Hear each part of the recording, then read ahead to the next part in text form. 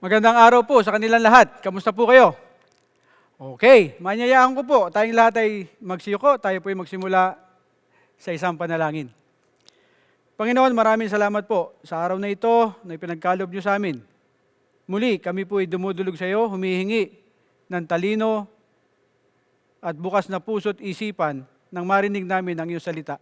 Tinataas ko po ang maiksiming mensaheng ito sa iyo. Sa pangalan ni Kristo, kami nananalangin. Amen. Amen. Okay, pakisabi sa katabi mo, magandang araw. Okay, tanong mo, nakatulog ka na ba? Good, good. Sige, ano po ang napag-aralan natin noong nakaraan? Naalala niyo pa, ang tinuro ni Kuya RV. Okay, balik tanaw tayo. Ang pag-amin. Basahin po natin sabay-sabay. Ako ay may kahinaan, maraming nasasaktan sa mali kong gawa. Inaamin ko na kailangan ko ng tulong. Pangapat, na dapat na akong magbago. Okay, sabi mo sa katabi mo, magbago ka na. Oh. Sagutin mo, sabi mo, nagbago na ako. Ano binago mo? Baka pwesto lang. No? Alam mo, kailangan natin magbago simula sa puso. So ngayong hapong ito, ngayong araw na to, titignan natin. Sinabi dito, inaamin ko na kailangan ko ng tulong. Alam mo kapatid, sa pagbabago, yan ang pinaka-importante. Pumunta tayo sa isang sitwasyon na tayo mismo ay umaamin na hindi natin kaya. At yan po ipinaliwanag ni Kuya Arby sa atin noong nakaraan. Naaminin natin hindi natin kaya. Sabi sa Roma 7:18, manyayahan ko pong lahat tayo, sabay-sabay natin basahin. Alam kong walang mabuting bagay na nananahan sa akin, ibig kong sabihin, sa aking katawang makalaman. Kayang-kaya ko magnasa ng mabuti, hindi ko lang magawa ang mabuting ninanasa ko. Gusto kong bumait, pero di ko magawa. Gusto kong bumait, pero di ko magawa. Gusto kong bumait, pero di ko magawa. Tama po yan. Lahat tayo gusto natin bumait, pero hindi natin magawa. Ilan po sa atin dito na ngayon ay iniisip mo, gusto ko na talaga magbago, pero hindi ko kaya. Ano mo, totoo kapatid, hindi mo talaga kaya. Hindi ko kaya. Kaya ang ating mensahe sa ngayong hapong ito, ay makita natin na kaya ng Diyos. Ang unang prinsipyo, sinasabi, inaamin ko na ako ay walang kakayahang itigil ang paggamit ng droga at ang buhay ko ay kagulo. Alam mo, maraming sasabi, Brad, hindi ako addict, gumagamit lang ako. Ngayon, gano'ng katagal mo sinasabi yan? Baka taon na. Alam mo, totoo Brad, addict ka na. Sabi mo sa katabi mo, addict ka. Bumawi ka, mas addict ka, sabihin mo. Di ba? Ang totoo kapatid, hindi natin kaya. Ang sinasabi rito, ang buhay natin ay nagkagulo na. Siguro ang mga pangyayari sa bahay, sa loob na isang linggo, ewan ko, kung walang pag-aaway. No? Madalas siguro nag-aaway kayo mag-asawa, o mag-ina, o mag-ama. Magulo. Magulo po ang buhay ng addict. Ang mensahe natin ngayong hapon dito, may pag-asa. Kapatid, ang una, hindi ko kaya, pero may pag-asa. Pangalawang prinsipyo, naniniwala ako na may Diyos na nagmamahal sa akin at siya lamang ang may kapangyarihang baguhin ako. Okay, unang prinsipyo, hindi ko kaya. Pangalawang prinsipyo, kaya ng Diyos. At gusto kanyang tulungan. Alamin ang katotohanan. So, titignan po natin. May tatlong katotohanan tayong titignan ngayong hapong ito, ngayong araw na ito. Roma 8:32, sabi rito, makikilala ninyo ang katotohanan at ang katotohanan ang magpapalaya sa inyo. Alam niyo, ang problema natin sa droga ay talagang problema ng katotohanan. Sapagkat alam mo, sa totoo lang, lahat po tayo na-ponching. Alam mo yung ponching? Opo, nauuto. Sino po sa inyo gustong mauto? Palagay ko, wala. Lahat po tayo natin, ayaw natin na pinaiikot tayo. Pero kapatid, maniwala ka, matagal ka nang pinoponching at niloloko ng kalaban. Sapagkat akala natin, yung ginagawa natin, ikabubuti natin, ang katotohanan. Kapatid, mapapahama ka. Sinasabi rito, ang kalayaan natin ay nakasalalay sa katotohanan. Ecclesiastes 10:2, sabi rito, ang matalino'y inaakay ng kanyang isipan tungo sa kabutihan. Ngunit ang mangmang ay nihila ng kanyang damdamin tungo sa kasamaan. So kung tama pag-iisip mo, sinasabi rito, tamang kaisipan ay magdudulot ng tamang pamumuhay. Ngayon, Kung mali ang kaisipan mo, maling pamumuhay. Halimbawa, ngayon, kata mo, tulala ka na naman. Ano nasa isip mo ngayon? Ha? Baka naman kapareho nito.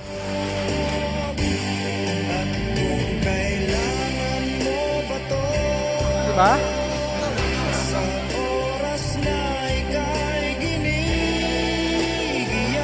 Ito ang bato para sa iyo.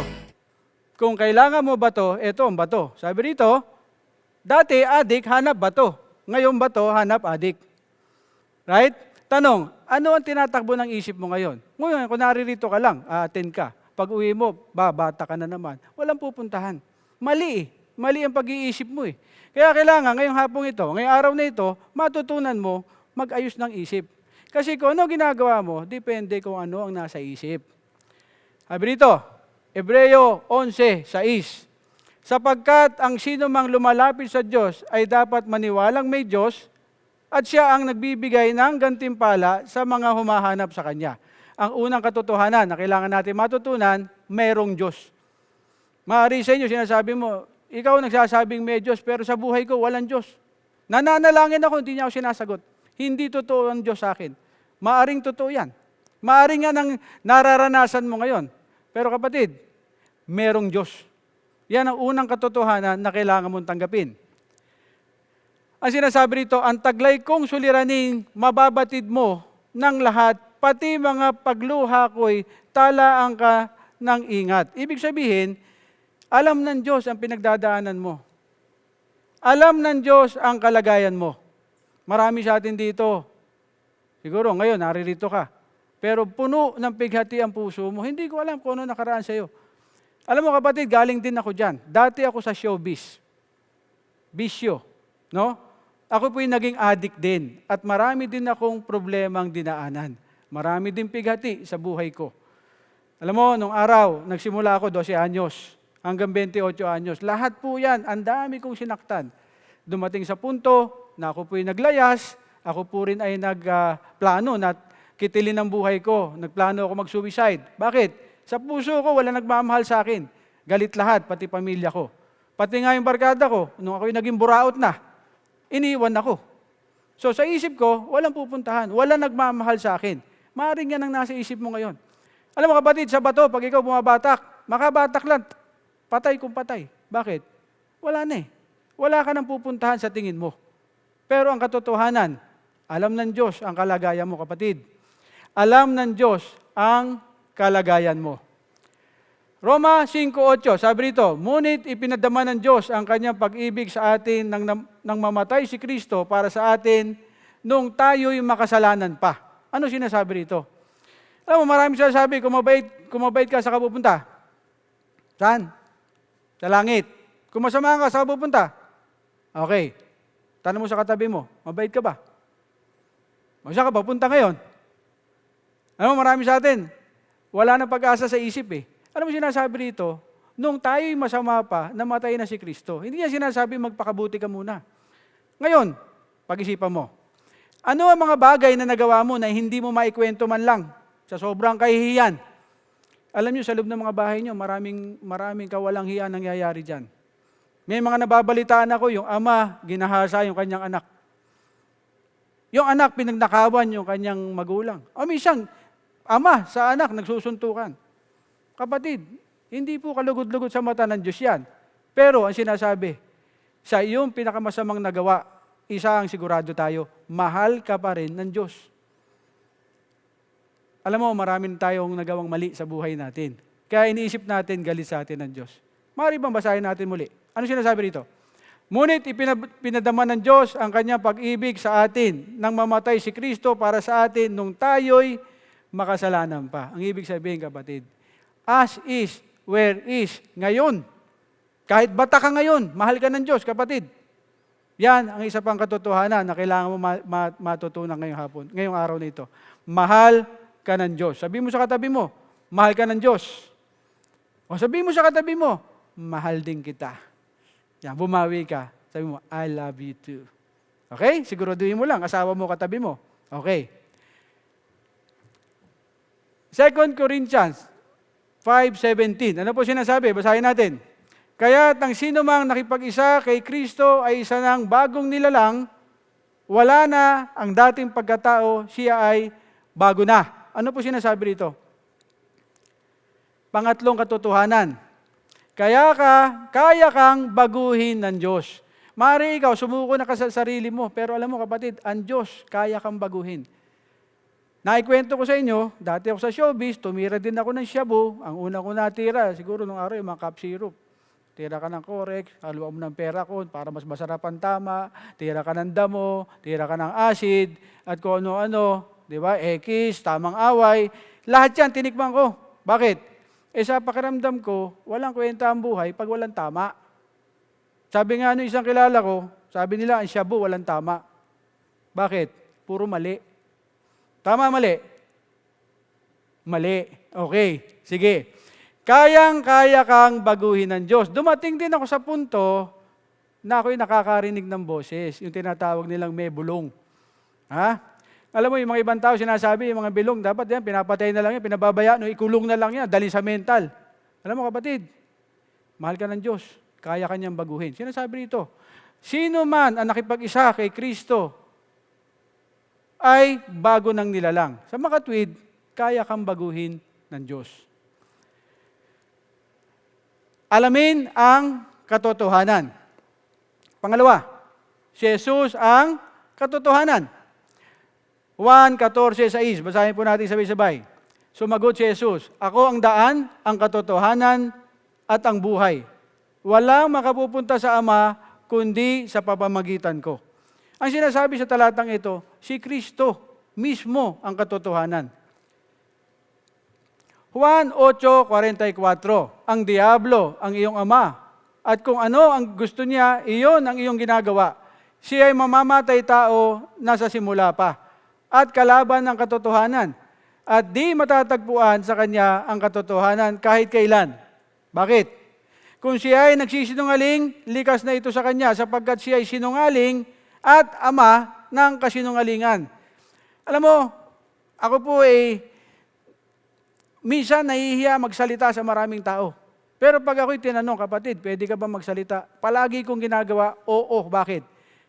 Alam mo, ako'y naponching din. Ako po'y naloko rin ng demonyo. Marami sa atin niloloko ng demonyo ngayon. Ang panalangin ko, ngayong araw na ito, magising tayo sa katotohanan. Ang demonyo, ang plano lang ng demonyo, isirain ka, nakawin ka at patayin ka. Alam mo, sa biyaya lang ng Panginoon, ako po yung nagplanong patayin yung kapatid ko. Ngayon, pag iniisip ko, para ako naduduwal, ko natuloy. At napatay ko yung kapatid ko. Maaring pati ako'y patay na. Alam mo kapatid, napakaraming bagay na ginagawa ang demonyo kasi kasinungalingan isinusubo sa atin. Sapagkat siya po ay ama ng kasinungalingan. 1:10, sinasabi rito, kaya lamang pupunta rito ang magnanakaw ay upang magnakaw, pumatay at magwasak. Naparito ako upang ang mga tupay magkaroon ng buhay, isang buhay na ganap at kasiyasiya. Ang plano lang ng demonyo, patayin, wasakin at sirain ang mga buhay natin. Ako po'y muntik na maging biktima. At ako naniniwala narito ka sapagkat may magandang plano ng Diyos sa iyo. Huwag mong hayaan na maloko ka at masira ka ng demonyo. Sabi sa pahayag, 21:8, malagim ang kasasapitan ng mga duwag, mga taksil, mga nagpapasasa sa kasuklam-suklam na kahalayan, mga mamamatay tao, mga mapakiapid at mga mangkukulam, mga sumasamba sa Diyos-Diyosan at lahat ng sinungaling. Sila ibubulit sa lawa ng naglalagablab na asupre na siyang pangalawang kamatayan. Ano po sinasabi rito? Yan pong sinasabing mangkukulam na yan, alam niyo po, ang Greek word dyan, pharmakeios. Nagsimula sa salitang pharma, hindi pharmaton. Vitamins po yun. Pharmakon. Sabi rito, ano po yun? Yung droga po, ang pagtitira ng drugs, ang droga po, isa pong spiritual na bagay. Kaya minsan, iba nakakaisip, sige, drug addict ka, pasok kita sa rehab. Ikukulong ka na matagal, pahihirapan ka, no? Ilalayo ka sa tao, paglabas mo, addict ka pa rin. Bakit? Ang problema po spiritual. Kaya nga po, kung mapapansin nyo, gumagamit po tayo ng mga verse ng Bible. Maririnig niyo ang pangalan ng Panginoon Jesucristo. Bakit po? Ang problema sa droga ay espiritual na problema. Yung mangkukulam po, parmakeyos. Ibig sabihin, yung drug addiction, yung pagtira ng droga, ay isang espiritual na kalagayan. Kaya papansinin mo, minsan may maririnig ka sa balita, ano nangyari? Ba't pinatay mo itong mga taong ito? Ba't mo ni-rape ito? Ba't mo minasa? Kasi may naririnig akong boses na nagsasabi sa akin gawin ito. Kapatid, may demonyo. So pag ikaw ay nagdodroga, ikaw ay naakyat sa isang level kung saan ang iyong spirito ay mas sensitive sa spiritual na realm, the spiritual realm. Ibig sabihin, mas naririnig mo, mas madali kang galawan ng kalaban. So, pangatlo, sabi rito, asahan mo si Jesus. Ano una? Unang prinsipyo, alamin ang katotohanan. Ang katotohanan ay ano? Mahal ka ng Diyos, may plano ang Diyos sa iyo, kaya kanyang baguhin. Pangalawa, si Kristo ang katotohanan at ang kasinungalingan ay galing sa demonyo. So anong dapat mong gawin? Pangatlo, asahan mo si Jesus. So ano unang problema? Ang kailangan mo matutunan, hindi mo kaya magbago. Pangalawa, kaya kang baguhin ng Diyos at gusto kanyang baguhin. Paano po magsisimula ang pagbabago? Magpasakop pa sa Diyos. Yan po ang pangatlong punto natin. Sabi sa Filipos 2:13, sapagkat ang Diyos ay nagbibigay sa inyo ng pagnanasa at kakayahang maisagawa ang kanyang kalooban. Pansinin mo, dalawang bagay, napakalaga, magtatapos na tayo. Sinasabi rito, ano binibigay ng Diyos? Dalawa, pagnanasa at kakayahang maisagawa ang kanyang kalooban. Ako naniniwala, marami po dito sa atin na nagsabi, gusto ko na magbago. Minsan nga, nagplano ka pa eh. Di ba? Tumigil kang tumira, lumipat ka ng lugar, maaari nag-basketball, nag-jogging. Ginawa mo lahat.